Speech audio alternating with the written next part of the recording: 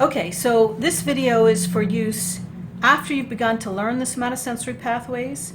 This is going from symptoms back to where the lesion might be.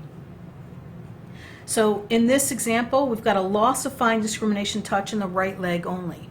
Okay, so the patient will know, yes, there is a touch on my right leg, or no, there's not, because there's a crude system in addition to the fine discrimination touch system. But if you take your 2-point discrimination test, they won't be able to tell you with any degree of accuracy whether you have 1 point or 2 points, right? 1 stimulus or 2 stimuli, or how far apart they are, okay? Because that's carried by the fine discrimination touch system. It has a high degree of spatial resolution, okay? So you see that there's also no loss in pain and temperature, right? They can tell whether there's a pinprick, they can tell where it is as good as they could have before. They can tell temperature sensation. Okay, so it's the only loss is in fine discrimination touch, and it's only the right leg, so no upper body loss. So the first thing I'm going to do is make my little cheat sheet. Okay, so I'm going to say pain and temperature. Oh yeah, that's spinal, the lateral spinal thalamic tract, right? I remember that. Spinal, right? Pain and temperature, spinal. I'm going to say fine discrimination touch. I'm going to say medial lemniscus, right?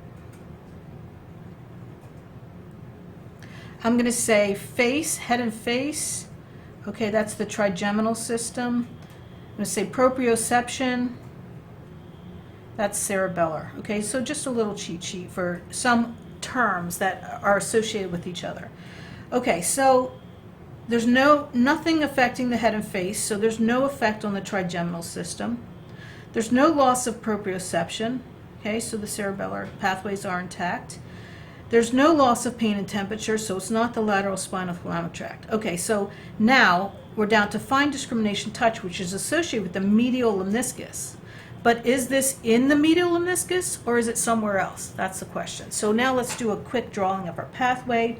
We know we're starting in the periphery with some type of mechanoreceptors, right? Merkel's discs, Pacinian corpuscles, other types of mechanoreceptors. So we're out here in the periphery, some sort of mechanoreceptor. We know that this first order neuron has its cell body in the dorsal root ganglion. We know that the central portion of the pseudounipolar neuron enters the spinal cord, right? And the dorsal part of and travels in the dorsal white matter, right? So it enters the spinal cord, but it doesn't synapse there. It's going to travel. It's going to ascend upward, right? Upward. Okay, so this is the dorsal funiculus of the spinal cord. Okay, it goes to the level of the medulla, right? Do you remember that? Hopefully you remember that. Got a brainstem here, and it's going to synapse. That's not terribly good, but it's going to come up here, right? So it's the dorsal part of the medulla, and you've got, remember, 2 separate nuclei. You've got a gracile nucleus, and you've got a cuneate nucleus, and this is lower body and upper body.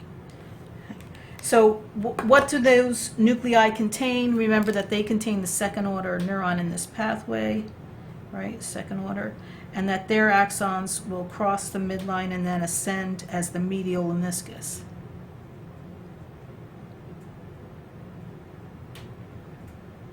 Okay, so it ascends and it goes up and it synapses in VPL to S1.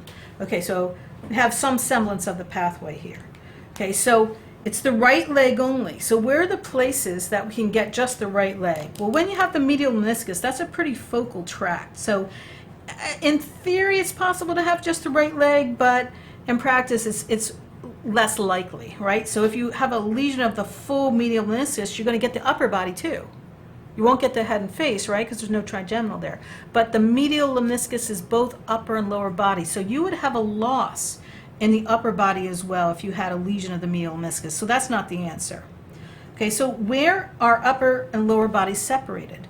Well, they're separated in the cord, but they're also separated in the medulla. So one possibility is that you have a lesion just of the gracile nucleus, right? Just of the gracile nucleus. And so if your loss is on the right leg, would your lesion be in the right gracile nucleus or the left? Now I've kind of drawn it backwards, so. But the answer is, if your symptom is in the right, the lesion, if it's in the gracile nucleus, will be in the right gracile nucleus. So for this particular drawing, we're going to say this is the right side. Okay, so the lesion's on the right. I'm going to follow it back to where I can no longer feel. This is the right side, the same side of the body. Remember that the pathway is just about to cross, right? So it's the axon of these cells that are going to cross the midline, but it's not yet crossed, right? Here's the midline. Okay, so since it's not yet crossed, that means the deficit's going to be on the same side of the body as the lesion.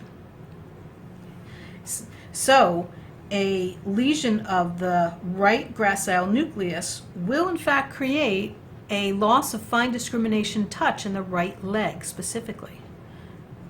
So that's one place.